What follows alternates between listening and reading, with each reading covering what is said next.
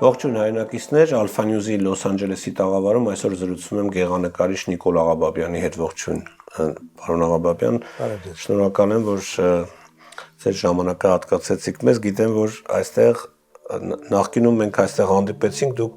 Լոս Անջելեսի բնակիչ եք, հիմա արդեն Հայաստանի բնակիչ եք եւ տուրիստ այստեղ։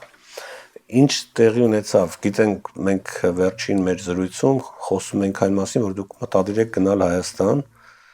եւ արդեն գնացել եք։ Ինչու՞։ Դե իմ Ամերիկա գալը գիտեք, իմ ցանկությամբ չեղավ եւ այդ յուրաքանչյուր ապրած տարիները ամեն տարի ինչ որ պատճառով երկարաձգվեց։ Ի վերջո ես պիտի հետ վերադառնայի եւ այսինքն սկզբանե գիտեիք, որ ժամանակավոր է այստեղ։ Միանշանակ երբևէ մտքովս չի անցել, որ կարող է Սփյուռքայի դառնամ։ Հա, չլինի դա։ Եվ ի վերջո մի օր պիտի որոշումը կայացվեր, որ օրը հետ վերադարձի, ամռանը վերադարձանք Հայաստան։ Եվ հիմա արդեն բնակվում եմ Հայաստանում, այստեղ ես Հայրենի գյուղում։ Հայրենի գյուղում, այո։ Ամենակարևորը դա է։ Երևանում չեք։ Չէ, հիմա ես գյուղում տուն արվեստանոց եմ կառուցում, կառուցման ընթացքի մեջ է, էլի։ Եվ անկեղծ ասած, որևէ տեղ չեմ ուզում, ես Երևան չեմ ուզում գնամ։ Ես 5-6 ամիս է ես այնտեղ եմ։ Կողբ գյուղում։ Կողբ գյուղում, այո։ Երևի 5-6 անգամ հազիվ թե Երևան գնացած լինեմ։ Որովհետև Երևանը փոխվել է թե ինչը։ Երևանը մի քիչ Երևանը ոնց որ մերը չլինի, օտարված է մեզանից էլի։ Այնտեղ շատ է կուտակումները, թե քաղաքական, թե ինչ գիտեմ ինչ, այդ օտարներով շատ է լեցուն եւ այլն, եւ ընդհանրապես էներգետիկան Երևանի դժբախտաբար մեր չքնաղ մայրաքաղաքը ոնց որ մեր ձեռքից խլված վիճակում է այսօր, ու ես ինձ լավ չեմ զգում Երևանում, իսկ գյուղում դա գյուղը հենց մի հզոր աստվածաստեղծ, աստվածատուր մի էներգիա կա, որ նույնիսկ եկեղեցու գնալու կարիք էլ չկա, ամբողջ գյուղը ինքը եկեղեցի է, էլի, ոնց որ պատարագի մեջ լինեմ, ամեն օրը նույն նոր ձևի լուսաբաց է լինում, նոր ձևի կեսօր, երեկոյան եւ այլն, ի տարբերություն էստեղի որ միշտ նույնն է։ Ճիշտ է լավ եղանակա, բայց հոգնում ես ի վերջո անդադ նույնն։ Լոս Անջելեսը նկատի ունեք։ Կալիֆոռնիա։ Նաև պատճառներից մեկը, որ դուք որոշեցիք վերադառնալ, թերևս մշակութային կյանքն էր հայկական։ Կարծես թե կան նկարիչներ, կա համայնք, կան ցուցահանդեսներ եւ այլն, բայց ձեզ ինչ որ մի բան չէր բավարարում, ի՞նչն էր դա։ Նայեք, Արտուր ջան, ուղղակի ես մի պարզ փոքրիկ օրինակ բերեմ, էլի, որից կարելի է ենթադրություն անել նաև մնացյալի մասին։ Օրինակ, այստեղ որ ցուցահանդեսներ էին բացում Ամերիկայի Միացյալ Նահանգներում, տարբեր քաղաքներում, ասենք մաքսիմում 100-150 հոգի էր գալիս ցուցահանդեսին, այսինքն հետաքրքրվածների, հետաքրքրվածների մասին է խոսքս։ Իսկ Հայաստանում յուրաքանչյուր ցուցահանդեսին հազարավոր մարդիկ են գալիս։ Այսինքն դժբախտաբար Ամերիկան հոգևոր իմաստով ոչ թե զրոյական, այլ մինուս կարգավիճակի է, որովհետև նյութը շատ է օշոտեր մարդկանց։ Ամերիկան թե Ամերիկա հայկական համայնքը։ Գիտեք, հայկական համայնքը առանձին չի ապրում Ամերիկայից։ Դա ընդհանուր Ամերիկայի կերպարն է, ի վերջո, անկեղծ որ խոսենք, որովհետև այստեղ նաև ամերիկյան միջավայրերում եմ արել ցուցահանդեսներ, Բարդ բիզնեսն է միայն հետաքրքրում, արվեստ առնել, ծախել եւ այլն, բայց որպես մշակութային արժեք, որ մարդը գա ուղղակի մշակույթի հետ առնչվի, այտենց մասը շատ քիչ ունենք։ Հիմա այստեղ ցուցահանդեսներ ենք բացում, գաղտնիք չի, որ նկարիչների ցուցահանդեսները, նկարիչները գալիս նայում են իրանց աշխատանքները, իրանց ընկերների աշխատանքները, դրանով սկսում ու վերջանում է, որը չի կատարվում Հայաստանում, այլ ճիշտ հակառակը։ Օրինակ Հայաստանում ես վերադարձից հետո մոտ մի 40 կտավ նկարեցի Հայաստանում։ Հայաստանում, այո։ Այս մի 3-4 ամսվա ընթացքում էլի։ ու բան ցուցահանդես կազմակերպեցի Հայաստանում, տուրնե ցուցահանդես։ Այո, սկիզբը դերին Կողբում։ Հա, մի հրաշալի ցուցասրահ ունենք Գեղարվեստի դպրոցին, երկրորդ հարկը դարձրեցինք պրոֆեսիոնալ ցուցասրահ, իր պրոֆեսիոնալ լուսավորությունով եւ այլն ամեն ինչով։ Եվ այնտեղ սկիզբը դրեցինք, ցուցահանդեսը բացվեց այնտեղ, դուք տեսնեք ինչ էր կատարվում։ Ես հուզվել էի։ Այսինքն ես դեռ ոչ մեկին պետք չեմ, բայց ես եւ մեր տեսակն է այնտեղ պետք։ Եվ հետո այդ ցուցահանդեսը 20 օր կարծեմ գյուղում եղավ, տեղափոխվեցինք Վանաձոր, նույն բանը այնտեղ կատարվեց, հետո տեղափոխվեցինք Իջևանի պատկերասրահ, հետո բանը ավարտը տվեցինք բանում Երևանում Փյունիկ զարգացման կենտրոնը ցուցասրահ ունի, այդ ցուցասրահում արեցինք եւ այն վերաբերմունքը, այն այցելուների քանակը, այն ամեն ինչը բոլոր իմաստներով, նաեւ նյութական իմաստով միջալոց նկարները հետարկվում եւ վաճառում են, մարդիկ առնում են։ Ի տարբերություն ստեղ, հա բացարձակ համատելու եզրեր չկան եւ բացի դա մեր ժողովուրդը հոգեվոր ժողովուրդ է, մշակութային ժողովուրդ է։ Այս ընթացքում օրինակ գյուղում եղած ընթացքում այդ դասական համերգի ուրեմն ներեն տեղի ունեցել եւ գյուղում, այո։ Եվ էստրադային եւ չգիտեմ ինչ, օրինակ ես վաղտես բերեց նաեւ մասնակից եղա մեր գյուղում կազմակերպող Վարդավառի տոնին, որ մեր սիմֆոնիկ նվագախումն էր Մանսուրյանի կինոյի գրած երաժշտությամբ, հետո մասնակցեց նաև ռոք խումբ, Նեմրա էր կոչվում եւ այլն։ Թատրոն, հաճախակի թատրոնը, օրինակ թատրոն մի հրաշալի թատրոն է։ Որքան բնակչություն ունի ձեր գյուղում։ Մեր գյուղում 5000 բնակիչ ունի, բայց այսինքն գյուղում արումը, բայց մենակ մեր գյուղացիք չէ որ գալիս են։ Ամբողջ այդ նոյեմբերին նույնը ուզում էի հարցնել ցուցահանդեսին ովքեր էին մասնակցում գյուղի ցուցահանդեսին արդյոք միայն գյուղից կամ չէ նույնիսկ Երևանից Երևանից Վանաձորից ինչ գիտեմ Մալավերդից բոլոր տեղերից մարդիկ եկել էին նաև իմ հին ընկերները որոնց ես շատ կարոտել էի բանում Սունդուկյան ինքից մի բանի պոեզիայի թատրոն է ստեղծել Սամվելը Սև Քարեցի Սամվելի հասկանալի ափսոս մոռացա հրաշալի մի ներկայացում որ ներկայացրեցին իմ համադասարանցի Մարո Երկնափեշյանի պոեզիան որ դժբախտաբար գյուղում շատերս չենք էլ իմանում թում նաև ես որ այդ մենք այտենց հիանալի բանաստեղծու ենք ունեցել դժբախտաբար մահացավ մի քանի տարի առաջ հիանալի մի բան էր դա Եվ ընդհանրապես անընդհատ մշակութով են ապրում մեր ժողովուրդը։ Դժվարություններ կան անշուշտ, նյութական դժվարություն աշխատանքի եւ այլն, բայց դա հետ չի պահում մարդկանց հոգեվորով ապրելու։ Այսինքն որպես արվեստագետ դուք նույն ձեր գյուղում ավելի գնահատված եք, նույնիսկ գյուղի մակարդակով ավելի գնահատված եք, քան ասենք միանշանակ։ Ոչ միայն գյուղում, Երևանում, Հայաստանում, այսինքն ստեղ էլ չեմ ասի որ գնահատված չեմ, բայց ստեղ այլ մոտեցում մարդկանց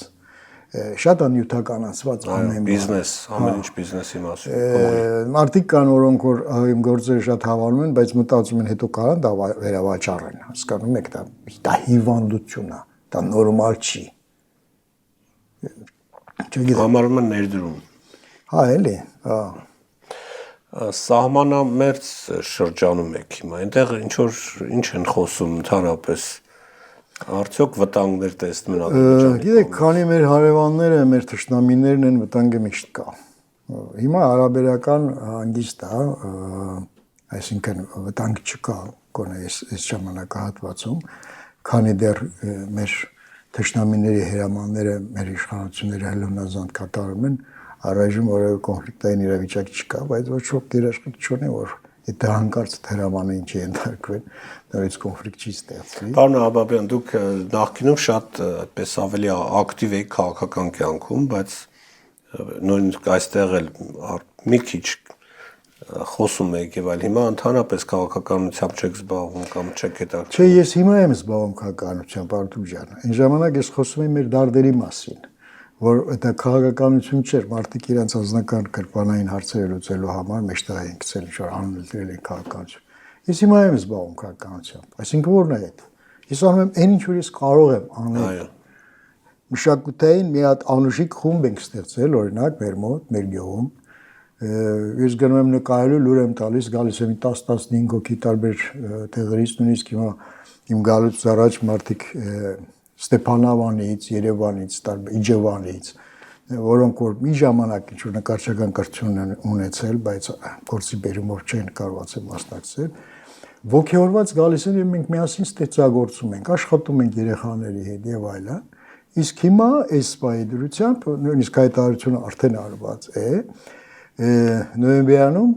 մի բան արվեստանոց են բացել, մեծ արվեստանոց, որտեղ որ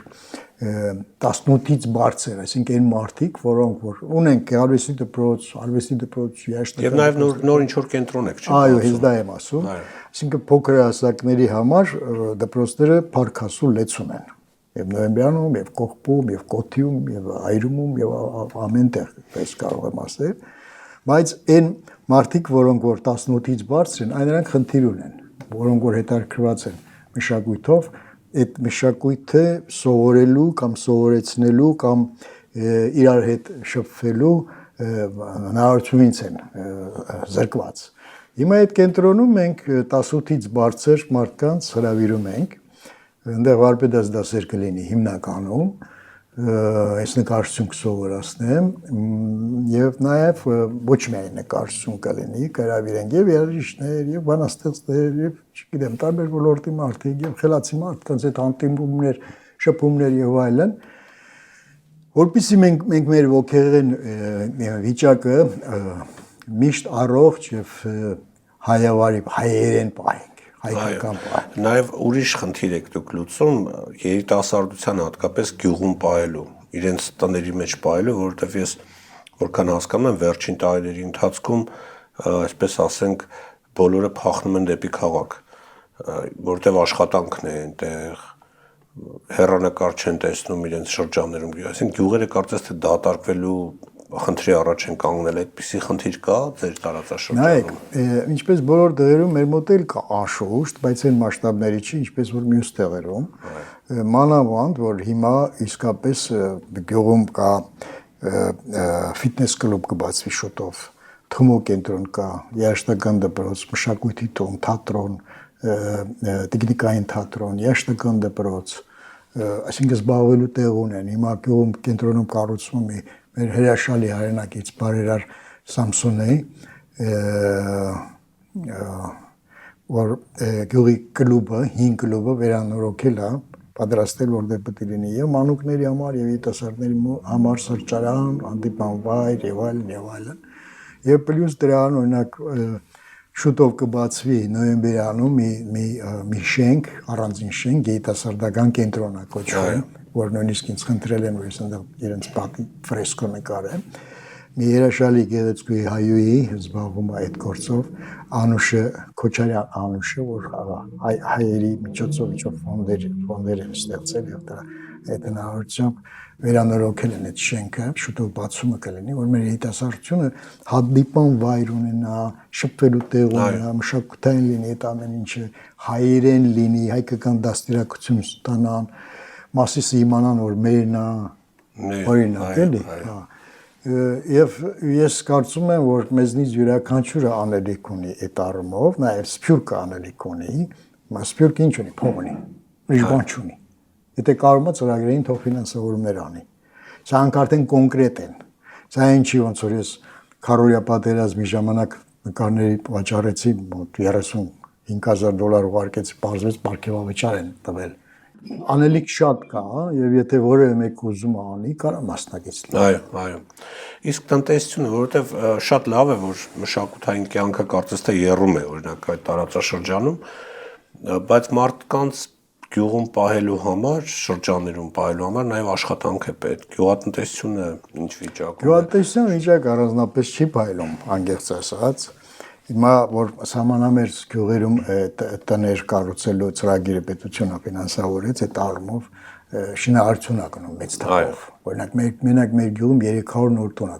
կառուցվում։ Դա ինչ որ առումով եւ երիտասարդները գործի մեջ են, աշխատանքի այդ առումով աշխատանքի ունեն։ շինարարական աշխատանքի մեջ էլի։ Գյուղատնտեսությունը ինչքան ես եմ կարողացել հասցնել նկատել, առանձնապես պետականորեն չի խրախուսվում, դժբախտաբար։ Շատ լավ կլինի, որովհետև գյուղատնտեսություն լինի։ Արտադրությունն էլ չէր խանգարի։ Մանավանդ ես ուզում եմ այդպիսի մի հատ արտադրություն սկսեմ գյուղում։ Մեր մոտ տրադիցիա է եղել, ուրեմն թրծել են բաներ, կաղմինդերներ եւ բաներ, աղյուսներ։ Ես ուզում եմ տրադիցիան վերականգնեմ եւ այդ շիֆեր ասած հասկացողությունը շատ հաճ ու տգեղ է, դա փոխարինեն կաղմինդրով, կարմիր գեղեցիկ կաղմինդրով եւ էկոլոգիական իմաստով է շատ լավ։ Դա աղբի վերամշակման արդյունքում է, չէ՞։ Չէ, դա կավի աթրծվումը կավի։ Հա, կավի արտադրումը, այսպես ասած, ես փորձում եմ դրա սկիզբը տնեմ, եւ դա կլինի բիզնես եւ կլինի մշակույթով պիտի արվի դա։ Միանշանակ։ Ձեզ հաջողություն եմ իհարկե մաղթում։ Նաեւ ինչ նոր ծրագրեր ունեք։ Արդյոք ցուցահանդեսներ նոր սպասվում են թե ոչ։ Այտենց պլանավորված բաներ ես չեմ սիրում պլանավորումներ։ Նույնիսկ այս ցուցահանդեսը այդպես նկարներ հավաքվեցին ու ինքն իրեն գաղափարը ծնվեց։ Այսինքն չպլանավորված բաներ էին, որովհետև գիտեք ինչ, ստեղծագործող մարդը պլանավորել է զբորն է։ Ինքնաբուխ գալիս է։ Ինքնաբուխ process-ներ են, որ գնում են այդ ինչ որ ասեցի, որ պետք է այդ կենտրոնը ստեղծվի այդ բաների մեծահասակների համար եւ այլն, դա որպես ծրագիր կարող եմ ասել, որ նաեւ մտադիր եմ դա on-line դարձնել, որ նմանատիպ կենտրոններ Հայաստանի տարբեր մարզերում էլ բացվեն, փոխադարձ կոնտակտներով, փոխադարձ նկարչությունը նաեւ սովորացնելով, նաեւ այստեղ ուսանողներն են, որոնք ցանկություն հայտնեցին մասնակից լինել on-line, ինչու՞ չէ Ամերիկայից է կարող մասնակից լինել։ Այո, իհարկե, սահմանից չի ճանաչում on-line-ը։ Դե դրանից կծնվեն տարբեր բաներ, միգուցե փոխադարձ այցելություններ, փոխադարձ ցուցադրություններ եւ այլն։ Եվ վերջում ուզում եմ չեն կարող այս թեման չշրջանցել, որովհետեւ կարծես բոլորին է դաշկրում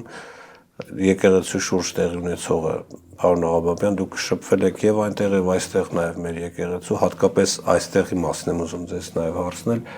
տիրադավների թեմային, ինչպես եք վերաբերվում ընդհանրապես, ինչ է կատարվում եւ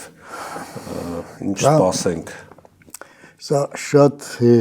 տխուր թեմա է եւ սա նոր երևույթ չէ, դժբախտաբար։ Դրա համար, եթե թույլ տաք, ես պատմական էքսկուրսով կամ սրան, ուրեմն ասեմ մեր քրիստոնյա լինելու տեսակի մասին, ոնց մենք դարձանք քրիստոնյա, որից հետևում է մնացել շարունակությունը, որի դեմ պայքար է գնում հիմա։ Ուրեմն ես շատ երկար ժամանակ ուսումնասիրում էի մեր հավատաբանությունը, այսպես ասած, ի վերջո եկային եզրահանգման, որ մենք երբևէ հեթանոս չենք եղել, մենք մեր պաշտելի Աստված եղել է արարիչ, չէ՞, արարիչ ասում ենք, մենք պաշտել։ Հիմա էլ ասում ենք Փառք Հոր եւ Որդվո եւ Հոգուն Սրբո, չէ՞։ Ուրեմն, երբ որ մենք քրիստոնյա դարձանք, կոչվեցինք քրիստոնյա, ընդամենը մենք ընդունեցինք մեր արարիչ Աստծո զավակին։ Չէ՞, Քրիստոսը արարչի զավակն է։ Ընդամենը փոքրիկ մի հատ անվանափոխություն եղավ, ոչ թե քրիստոնեություն ընդունելություն եղավ։ Այսինքն մեր օրինակ նույնիսկ խորհրդանիշները քրիստոնեական խաչերը եւ այլն, նախաքրիստոնեական շրջանից 7-րդ դարից կա մեր ժահրապատկերներում եւ այլն։ Նույնիսկ խորհրդանիշներն ավելի շուտ կան։ Այսինքն մենք այն գլխից եղել ենք քրիստոնյա, Քրիստոսի ծնունդով մենք ընդունեցինք բնականաբար մեր Աստծո զավակին եւ ընդունեցինք իր անունով այդ կրոնը։ Այսինքն մենք հավատապող չեղանք։ Այլ բան որ դա օգտագործեցին մեր անցյալի մշակույթը ոչնչացրին, դա այլ խնդիր, դա այլ քաղաքականություն է։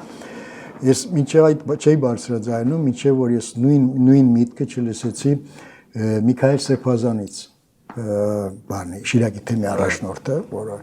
ավելի հանգամանալից բաներով օրինակներով բերեց եւ ապացուցեց այն ինչ որ ես հիմա ասեցի։ Այնուհետև մենք որ դարձանք հայ առաքելական եկեղեցու հետևորդները,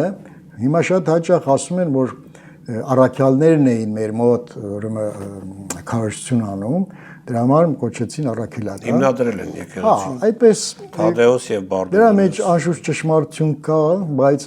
հատկապես առաքելությունը գալիս էր իմ համոզմամբ գալիս է նրանից, որ մենք ընկալխից էինք քրիստոնյա եւ այդ առաքելությունը տրվեց մեզ, որ մենք կարողանանք այլ ազգերին էլ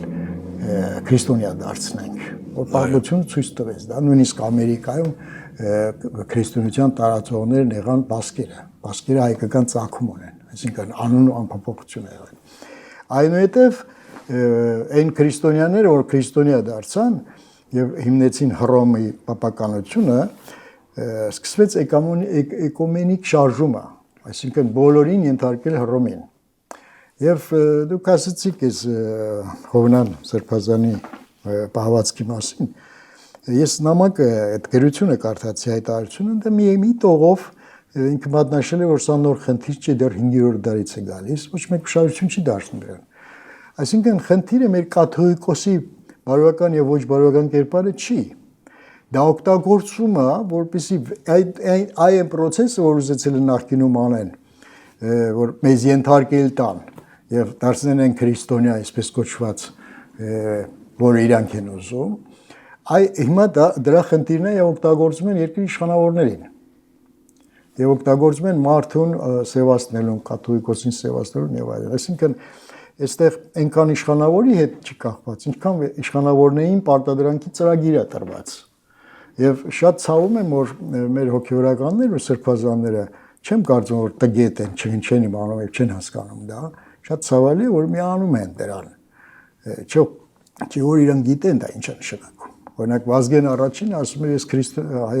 հայոց դուրս քրիստոնեություն չեմ ճանաչում։ Իր ասացի մեջ հատկապես այդ խորհուրդն էր, որ հենց այդ միսիոներությունը հայ առաքելական եկեղեցու քարոզությունը, որ ողնաշարն է պահել մարդկության ցակումնաբանությունից սկսած մինչև այսօր անվան փոփոխություն է տեղ ունեցել, այդ դա են ուզում ջարդեն, որին պետք է շատ զգուշ լինենք եւ ուշադիր եւ ոչ մի պարագային չի կարելի թույլ տալ դա։ Դուք ակնարկեցիք կաթոլիկ եկեղեցին, ըստ էության իրենք են ուզում ենթարկեցնել։ Կա նաեւ տեսություն, որ դա բողոքական եկեղեցին է, որը նրանք կից կառույցներ են, ես իմ կարծիքով նաեւ ամենաշատ տարածված թուրքական աշխարհ, որովհետեւ այս ամբողջը սկսեց հենց նույն Փաշազադեի հայտարարությունով, եւ թուրքերը առաջին անգամ չէ, որ պայքարել են մեր եկեղեցու, որտեղ եկեղեցին ազգային ինքնության տարերից ամենակարևորն է, հատկապես համասփյուռ հայության համար։ Արդյոք շահերի համընկնումը այստեղ ճիշտ եք ասում, բայց այդ ժամանակներում, որ ժամանակաշրջանում որ սկսեցին մեր դեմ պայքարել, այն ժամանակ թուրքեր չկային։ Դրանք գործիքներ են։ Դրանք գործիքներ են մեր դեմ, հայոց դեմ։ Ու այդ գործիքները պետությունների անուններ ունեն այսօր։ Գաղտնիք չի, որ երկրի ղեկավարները նշանակով են եւ նրանք կատարում են այն հրամանները, որոնք ովքեր որ իրենց նշանակել են։ Հիմա սա մեծ գլոբալ մի շարժում է, որ մենք մեր հավատին մենակ մնացել այսօր, մեր կող կառույցը, որ պետականություն չունենալով հանդերձ մենք ունեցել ենք եկեղեցի եւ եկեղեցին կարողացել է մեզ իրար հետ պահել, մանավանդ Սփյուռքում պատկերացնում եք, հիմա Սփյուռքում սա խառն են իրար։ Ահավասիկ ինչ են ուզում իրանք անեն։ Մարդիկ հայերը Հայաստանից դուրս եկեղեցով են կապված, չէ՞ մեկը մյուսի շփումները բաները։ Դա որ չլինի դուք պատկերացնում եք, ընդհանրապես իր այդ։ Չէ, հիմա արդեն լքում են այստեղ մարդիկ չեն գնում եկեղեցի, որովհետև տեսնում են ինչ է անում։ Այո, իրանք կամաց ուզում են գնան դրան, ես շատ կուզեի ուր պիտի նայեմ, որ ասեմ, որ ժողովուրդ ջան, այդ պրովոկացիային մի ենթարկվեք, մարդով չի պայմանավորված, կաթողիկոսի անունով չի պայմանավորված, կաթողիկոս խորհրդանիշն է մեր հայոց հավատի այսօրվա ուրեմն առաջնորդողը որպես մարդու կերպարը փորձում են օգտագործելով մեզ չարթփշուր անեն, որ չասեն հայոց եկեղեցին։ Չի կարելի այդ պրովոկացիային գնալ։ Մի քիչ խոհեմ լինեք, մի քիչ հերվից եկեք, մարդով մի պայմանավորեք, այլ երևույթը կարողացեք պատկերացնել։ Ամեն դեպքում մենք պետք է ուշադիր լինենք, խելացի լինենք եւ հատկապես հոգեվոր հայրերին, որոնք վարդապետներ են, սրբազաններ են եւ այլն, պատիվ չի բերում իրենց, որ գնում են մեր թշնամու այսինքն թե չարի ջրաղացին ջուր լցնելու։ Հաջողվելու են նրանք։ Երբեք։ Ոնց կարող է չարը ասում հաղթի, չկա այդպիսի բաներ։ Ինչպես որ հային ոչ ոք չի կարողացել հաղթի, չի էլ կարողանալու։ Որտեղ հայը ինքը հենց Աստծո զավակներն են, Աստծո զինվորներն ենք մենք այս երկրի վրա։ Շատ շնորհակալ եմ։ Հենց այդ լավատեսական նոտայով էլ ավարտենք։ Շնորհակալություն, պարոն Աղաբաբյան։ Նաև ձեզ շնորհակալություն, սիրելի հեռուստադիտողներ, մեզ հետևելու համար։ Իմ զրուցակիցը գեղանկարիչ Նիկոլ Աղաբաբյանն է։ Շնորհակալություն ուշադրության համար, կհանդիպենք։